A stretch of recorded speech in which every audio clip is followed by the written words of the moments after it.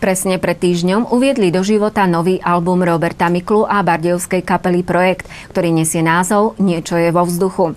Krst sa konal v Bratislave v štýlovom lunchbáre a nechýbali na ňom ani viacerí bardejovčania vrátane našej kolegyne moderátorky Mirky Harňákovej.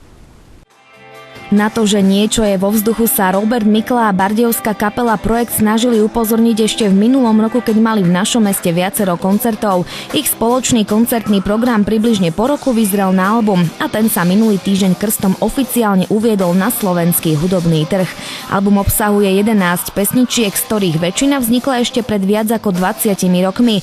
Hudobne a textársky sa pod ne podpísal najmä Milan Herstek, niekoľkými textami prispel aj Robert Mikla a výsledkom je hudobný produkt plný rebélie i lásky, ktorý recenzenti považujú za počin porovnateľný so zvukom nemeckých rokových industriálnych kapiel. Skladbičky Tulák, Tanec bábok, Daruj mi tú noc či Nie som pánom času si v štýlovom loungebare v Bratislave minulý útorok hostia vypočuli aj naživo.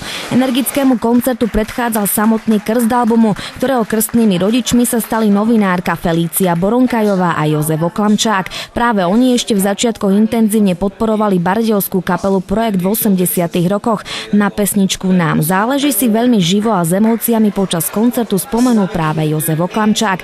Súčasná nová verzia pesničiek sa obom krstným rodičom mimoriadne páči tiež a albumu želajú veľa úspechov. Svoje slová potvrdili aj luxusnou diamantovou vodkou, jediným slovenským produktom, ktorý zohnať všade na svete, ktorou sa album pokrstil. Privítať ho prišlo aj viacero bardejovčanov a bardejovskú výpravu do hlavného mesta doplnila aj o niečo mladšia alternatívna roková kapela Liquidator so svojím vystúpením.